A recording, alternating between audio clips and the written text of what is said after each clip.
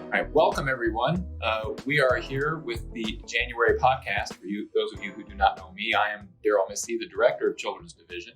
And at the time of this recording, we have in the room with us Kate Watson, who's our Foster Care Programs Manager, Danielle Corley, our Deputy Director, and Ashton Keever of our comms team, who we are also calling our producer, executive, communications guru.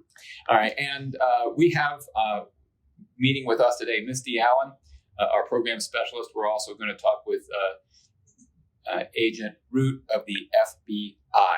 And so it should be pretty interesting. We're talking about human trafficking because January is Human Trafficking Prevention Month.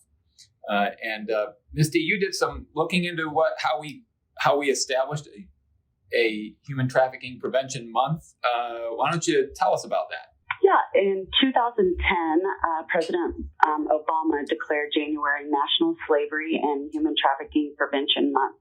And every year since then, each president has followed this tradition. The month is used to raise the awareness of human trafficking and to educate the public about how to identify and prevent the crime. So what kind of things have we been doing to do that? So for Children's Division, we're involved with, I know myself, I'm involved in some anti-trafficking collaboration nationally, and I'm also part of the Attorney General's anti-trafficking task force, to where we just work with individuals throughout the state with the task force on ways to help with human trafficking. And then the national anti-trafficking collaboration has been really informative of what each state's doing to try and help with this. Making everyone more aware, and that's what Children's Division we're kind of focusing on right now with our workers, is to get them to be more educated on what human trafficking is and what things to look for. Hey, Misty, this is Kate. Why should our staff care about human trafficking? How does that impact work that we do at the Children's Division every day? Well, because a lot of our youth that we deal with daily, they're at a higher risk due to their vulnerability. The traffickers like to prey on that, and then they build trust with them and during the grooming process. And so our youth, a lot of times, are looking for that person that they can trust and depend on. So with that, we need to be a little bit more aware of what's going on. So a big issue, Misty, in our world since I've been here is the issue of the missing kids. And, the legislature was involved in that. We get a daily report of what children are on the run. Do you think there's a connection between those things, and how should we respond to that if there is? Absolutely. A lot of our kids, we actually have protocol in place for kids that have been on the run. And when we locate them, we have an assessment tool that we're currently using to assess for risk or even the victimization of being trafficked. And so staff utilize that and then determine, the next step to take for each child. It could be different for each one. It's not cookie cutter on the needs that they have. So we utilize that to make that determination. So can you talk a little bit more about that tool? Like, what kinds of questions do you ask? How do you actually get to a determination with it? Well, the tool is to be utilized in a form that is more conversational and not just asking the child direct questions. So some of the things that we would talk about is asking the child how their needs were met, why they were out, how did they get food, where did they sleep, how were they able to go to have a bed to sleep in, what kinds of things did they have to offer to do that, or sometimes drugs. And with human trafficking, it's not just sexual either, it's labor. And so just talking to them about how they made money and those kinds of things while they're gone. And then that kind of guides us to where, if they've been trafficked or if they're at higher risk to being trafficked.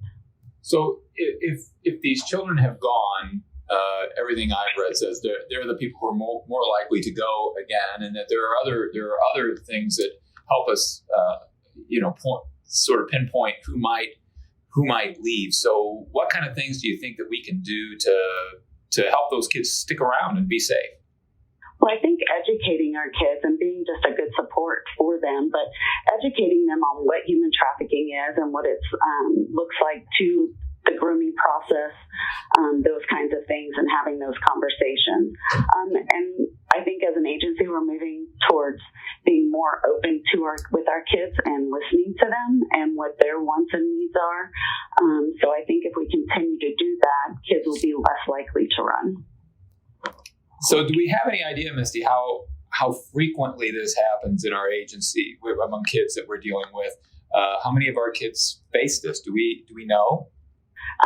Yes, not specifically just our children that we have in alternative care, but for us as a state, I have those numbers.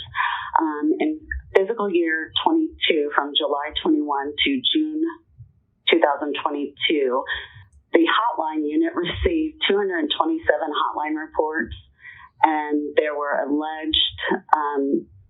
260 alleged human trafficking victims in those reports.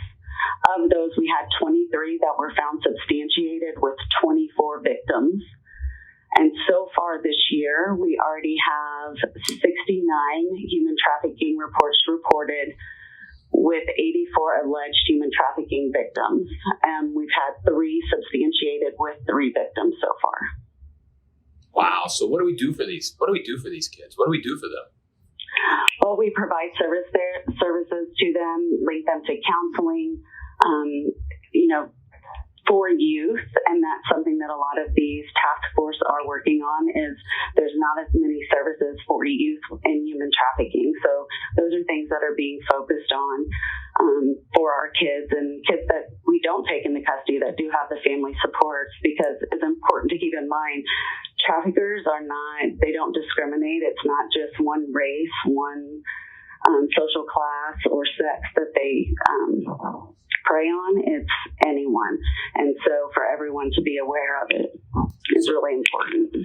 So by statute, I am on the sex trafficking task force. I've never been on a task force before, so it makes me feel like I maybe should have some kind of uniform or something. But as a member of the task force, what should I go tell those other people? That Children's Division, based on our experience at Children's Division, here's what that task force needs to know.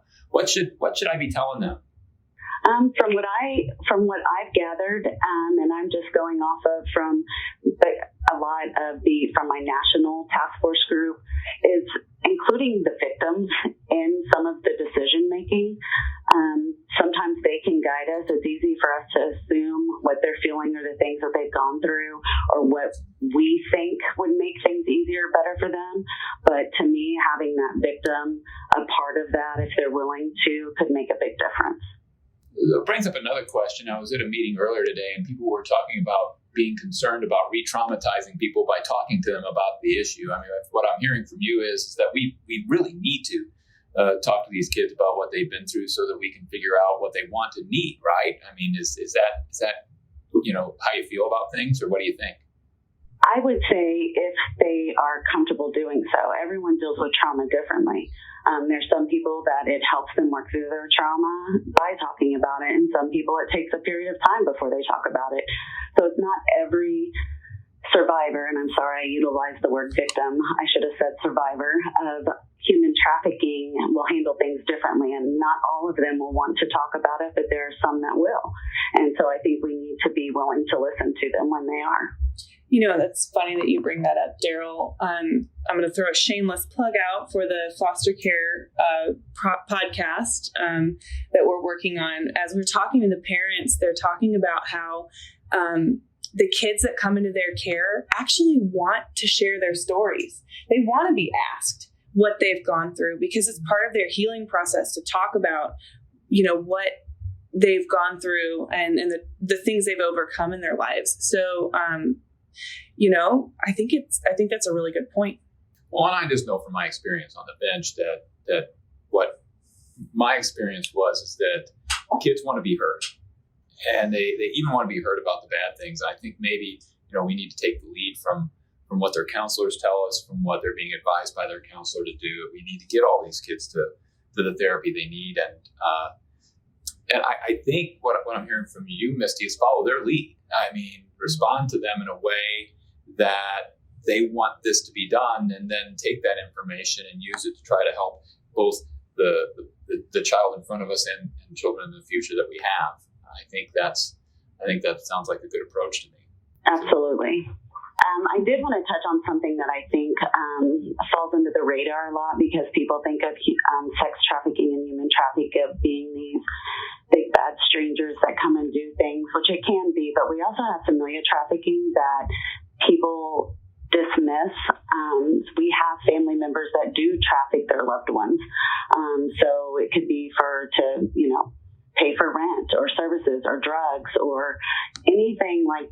And it's not just sexual abuse, that it is a form of trafficking. And so just being more aware of that too as an agency. Well, it's interesting because the question is what is trafficking, and we've had that conversation at the task force. Is that it is not necessarily what you envision from TV. I mean, what you envision from TV is something from Criminal Minds, where somebody's getting thrown into the back of a van, and what this really is it's exploitation and manipulation, a lot of times by relatives or older boyfriends or partners, and all kinds of people who can be doing this almost out in the open, and not in a way we would normally think of it. Absolutely. Are you seeing this happen to a certain age group? I know you said that they don't discriminate, but is there an age group that is especially at risk? A lot of times it's the 13 to 18 in the youth, but through the reports that I have reviewed, we've had kids as young as the age of 10. Anything else you think we need to know? Not that I can think of. Thank you guys for your time. We have with us today Agent Daniel Root from the FBI, which sounds awfully important. It sounds really, really cool. And Agent Root, I'm just really glad that you're with us today. He has worked with our agency, and he works with the FBI dealing with issues of sexual trafficking and these concerns that involve our kids. And we're just honored to have you, Agent. Glad that you're here. Why don't you start by telling us a little bit about yourself and how it is you came to be in the Federal Bureau of Investigation? Well, certainly. Thank you for having me. I appreciate the opportunity to come here. My name is Daniel Root. I'm a special agent with the FBI St. Louis Division, and I work on the Child Exploitation and Human Trafficking Squad. That's a task force that involves the FBI as well as numerous state and local partners. And I've been in this field office for almost 7 years now. Before I was an FBI agent, I did a number of things. I was a high school Spanish teacher back in my hometown. And I always had an interest in child welfare and child protection. And through my professional development, I was able to get where I wanted to go, which was here in St. Louis, working with the population of children and vulnerable populations that are particularly, susceptible to human trafficking and exploitation. Well, that's really cool. So how is it that a person's mind jumps from teaching conjugation of Spanish verbs to this? I mean, that's a big leap. I mean, mentally and personally, how did that happen? Well, I'm sure that some of the social workers might be able to relate to the world of a teacher and a social worker and an FBI agent, all being centered around people's well-being and having to fulfill many roles. And as a teacher, I was working with all sorts of different populations, and you did have to do a lot of reaching out to the social worker and making sure the kids were doing all right. It was always just an interest of mine, and I was a CASA as well. That was another thing that I did when I was a teacher, court-appointed special advocate, and it just seemed like the perfect opportunity to use all the different things that I enjoy, which would be foreign language, dealing with vulnerable populations, and helping other people was perfect for a career with the FBI. Well, that's very great. So if any of our folks out there are thinking about a career with the FBI, I want you to stop immediately and just stay right where you are. actually, no. If you talk to Agent Root, if you've got interest in doing that, but that's really cool. And it's also my understanding, in addition to being a CASA, you also became a foster parent eventually. When and how did that happen for you? Well, when I was at CASA, I did that for years back in my hometown. When I became an agent, we couldn't be CASAs because it involves making recommendations to judges, and there's some limitations about what we can and can't do. And so the next logical step for us, if we wanted to continue having that role, was to become foster parents. And so my wife and I talked about it, and we had a spare room in the house, and we were at that point where we thought that it might be, what we were supposed to be doing at the time, which would be fostering. So we went through the process and became foster parents, and it's been a wild and fun journey, especially given what I do for a living. So there's a lot of crossover there, and there's a lot of insights that I think I'm able to gather that maybe other folks that only see one side of the coin aren't. So this is Ashton Keever speaking. I just wanted to ask, did any of those end in adoption? Did you adopt it at all? No, we haven't adopted. So we typically will take kids that are return to parent, whose goal is return to parent at the time. We're open to the idea. We just kind of felt right now that return to parent was what we were kind of supposed to be doing. We have had very long-term ones, a year and a half, and some significant long-term ones. But right now, no, we haven't had any adoptions. Well, thank you for doing it, because what you're describing to me, and I really appreciate, is just a life of openness and of service and caring for others. And when you do fostering right with that perspective, you're not just doing it for that kid, you're doing it for their whole family and the parents and everybody else. And so, I also appreciate your openness to it. As one of the former directors once said, if you do this long enough and your heart is open, adoption may just happen to you. That's true. So it's we just appreciate you, and you appreciate you taking the time with us, and appreciate all the work you've done with us and for us with regard to child trafficking and the issues we have. So what about your experiences in that do you think would be helpful for our folks to know as we do our work and try to help people along who might be facing these issues? Sure. I think that there's a lot of difficulty sometimes accessing the resources that you need to access. Who are you supposed to call in certain scenarios? And if there's one takeaway here, I just kind of want people to understand how the Human Trafficking Task Force works in Eastern Missouri. And I think that being able to do the proper reporting and make those proper connections is super important, because reaching out to the right person has given me the opportunity in the future to reach out about unrelated things that they might need or I might need. So basically, we have a number of FBI agents that work with our task force officers, which are from St. Louis County, city, other area law enforcement agencies. And we all work together on human trafficking cases. And so if there is a missing kid that has indicators of trafficking, a lot of times they will come to us either through physicians or through social workers.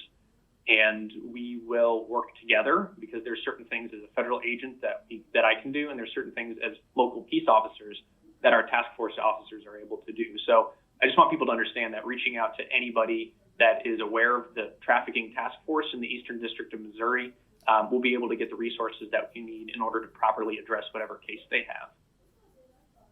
So do we have a list of people that are on that task force that we can contact, or is it just always contact Agent Root all the time, all hours of the day? I'm sure that's not.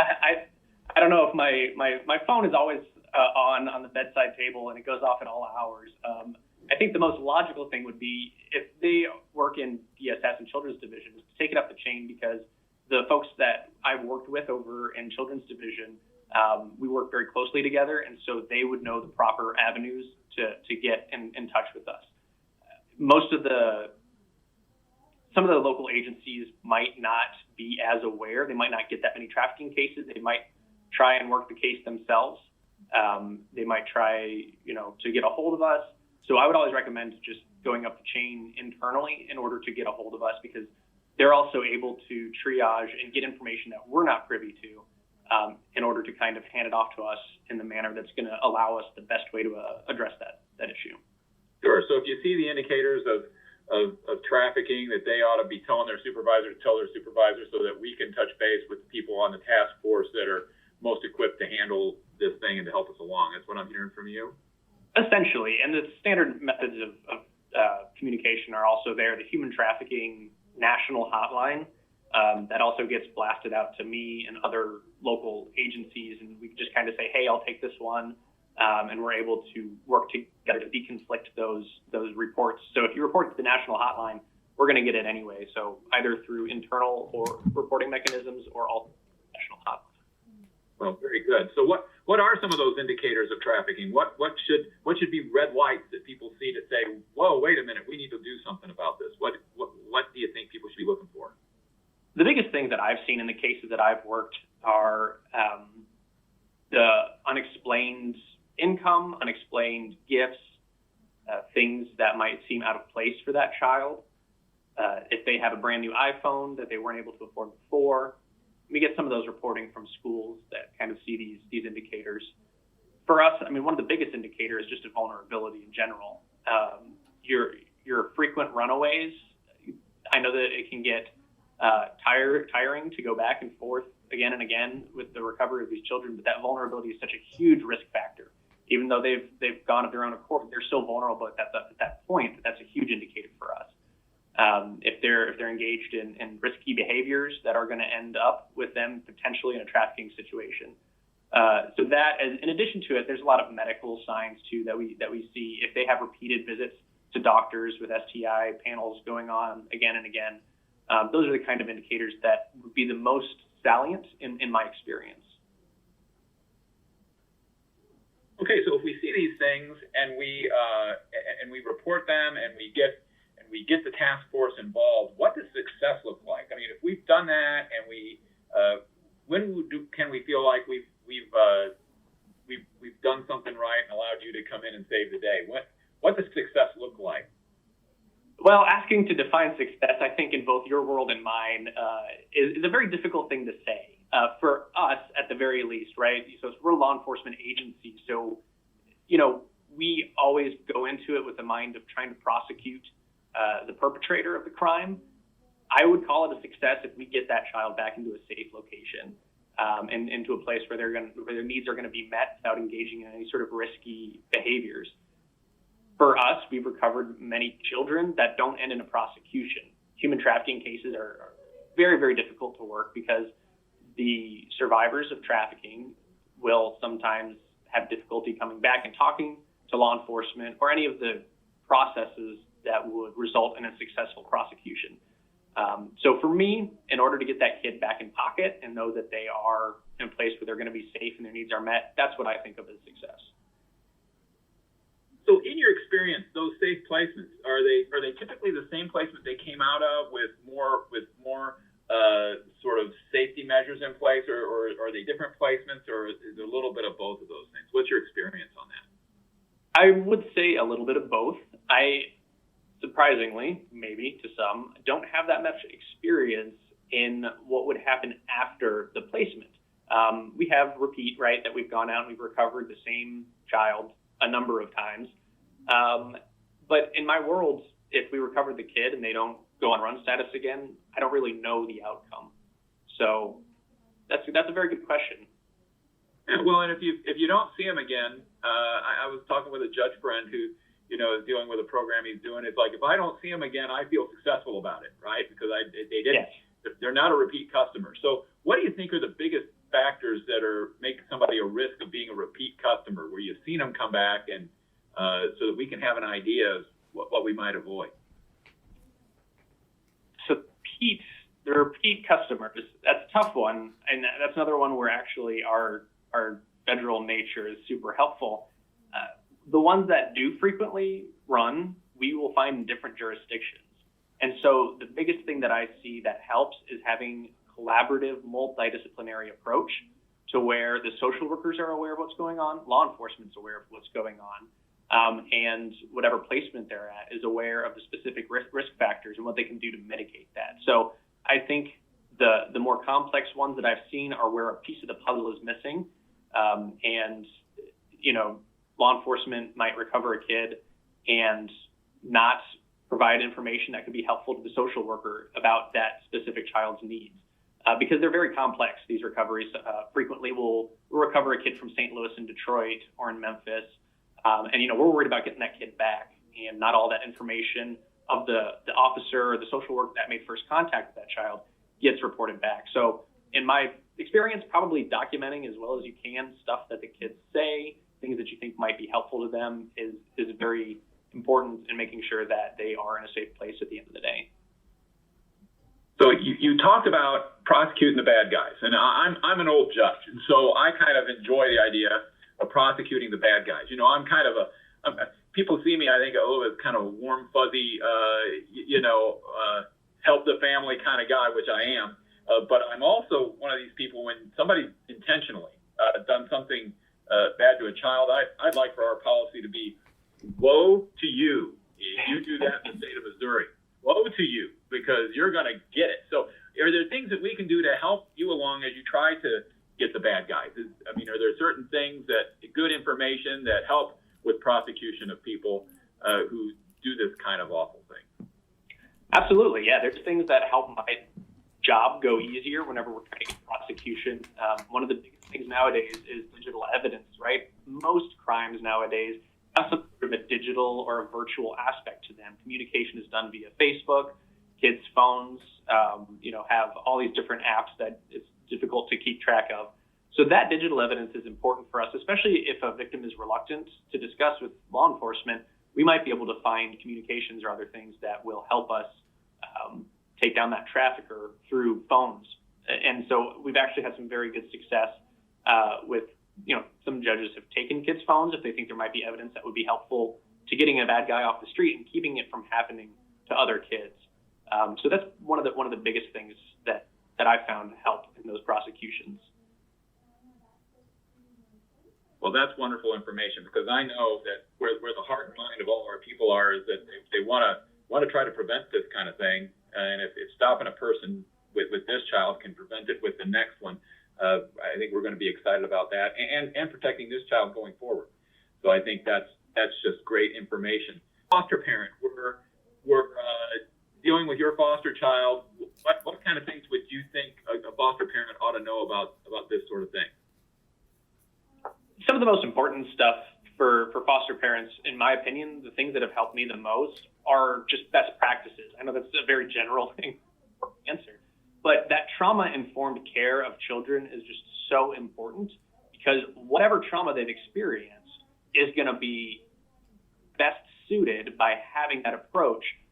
We have a standing, most of the kids that come into our home are going to probably need therapy. And so that sort of openness to getting other people involved in the care of the child, having that multidisciplinary team to make sure that there's wraparound care, and just being open with that child. One of the things that I think is important, not only with the students that I taught, but the kids that we have, is that you can come to us with anything, right? Whatever the problem is, there's nothing too big that we can't solve it. And that kind of trauma-informed care, I think, is the best approach for the foster parents or for the placements that these kids are going to have.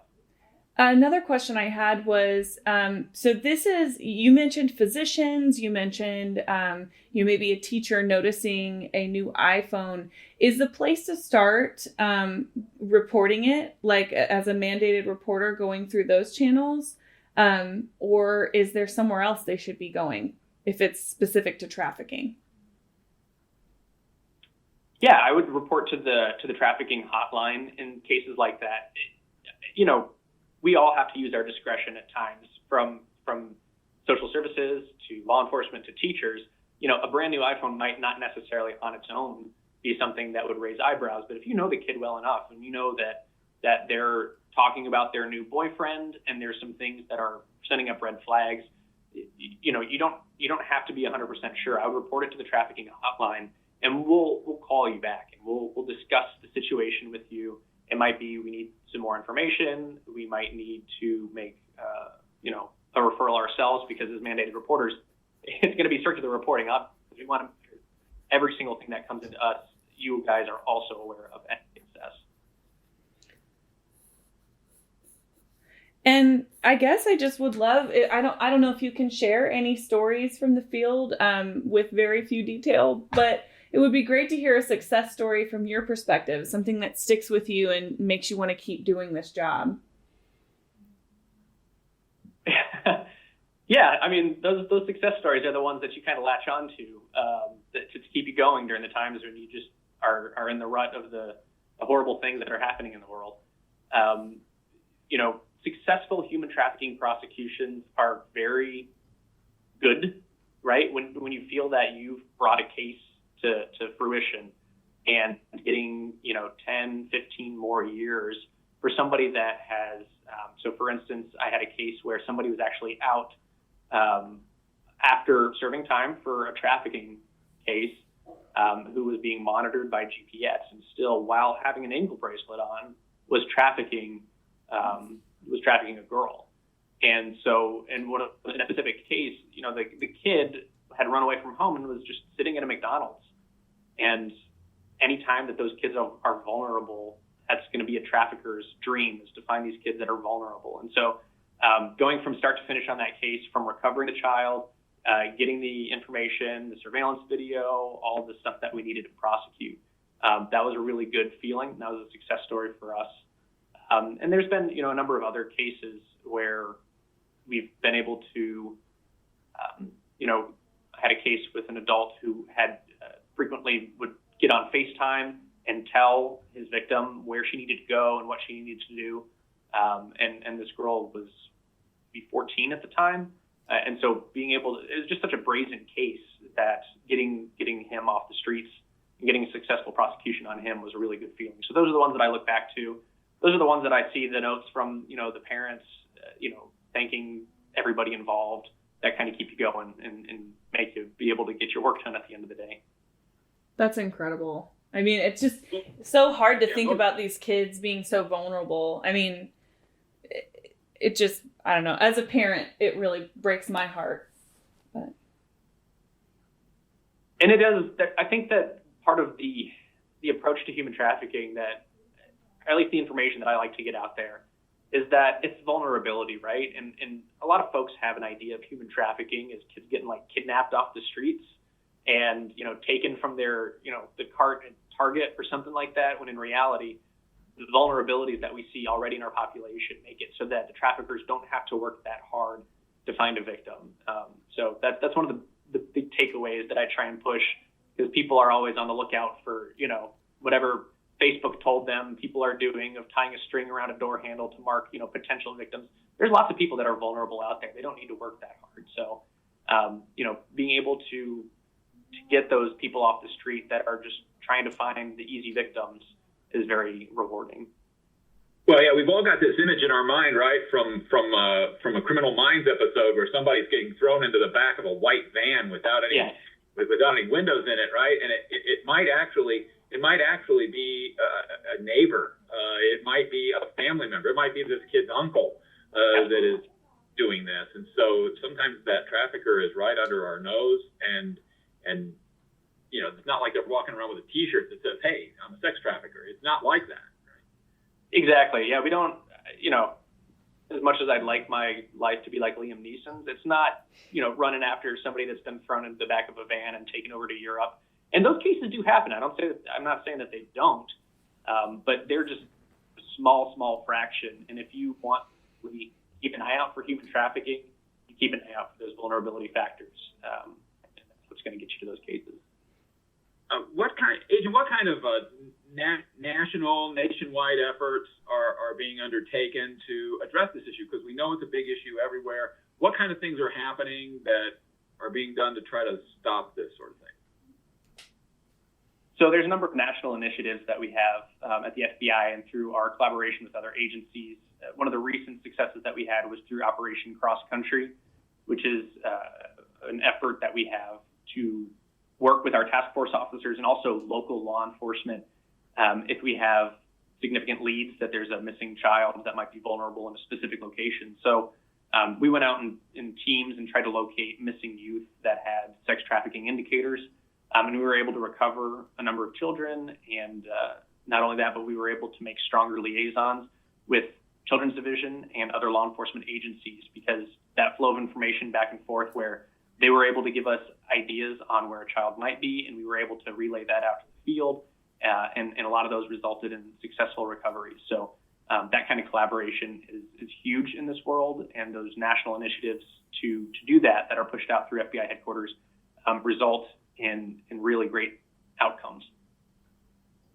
Do you expect we're going to have more of that kind of thing in the future? Can we look for Operation Cross Country 2.0, or do we think that's going to be happening going forward? Absolutely. I'm always on the lookout for new initiatives that we can start, and more operations that are going to result in more recoveries, because then we all benefit from those. So be on the lookout.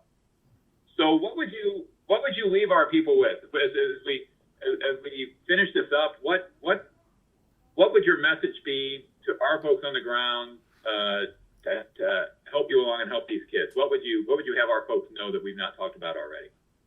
Well, first of all, I just thank you to all of the hardworking people out there that are doing this job. I know that worker is very difficult, and that having such a significant caseload and dealing with everything that you all have to do is already very intense. I would say anytime that you suspect trafficking, just report it to us. Report it to the national hotline. Send it up the chain. That we're here for you, and that we have resources available.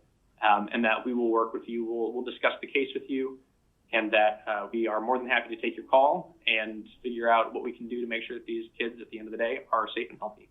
The National Human Trafficking Hotline is 1-888-373-7888 by a national clearinghouse, and it goes to everybody that works human trafficking in the geographical area.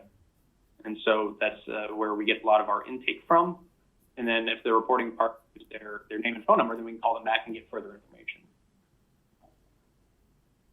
Agent Root, I can't tell you how much I appreciate you being with us today and taking the time and sharing all this great information with us. We appreciate you. We appreciate the work you do. You need to know you've become something of a celebrity here in Children's Division circles because of the work you all have done with the task force and with our agency. It's like, oh, Agent Root, you're going to talk to Agent Root. I thought, oh my gosh, I'm going to talk to Ozzie Smith or something. This is really cool. So thank you for what you do. Thank you for being a good partner with us, and thank your colleagues there at the FBI and on the task force for the good work you do to protect our kids and everything you're doing for them. So thank you so much. Appreciate you being with us here today. Well, thank you so much. I appreciate it. And again, I also appreciate all the stuff that Children's Division's done for us, because it's a two-way street here. We're able to teach kids based on the good flow of information. So I appreciate everything that you all do as well. Thank you for having me. All right. Thank you, Agent. Appreciate it. Thank you, everybody, for listening to our podcast about child trafficking and all the issues that go with it. Thank you for taking the time, and I hope that it resonates with you, and I hope you take the information we talked about today and use it to the benefit of our kids and families. And if you have questions, you now got a hotline, and you know where to call. So thank you all very much, and take care.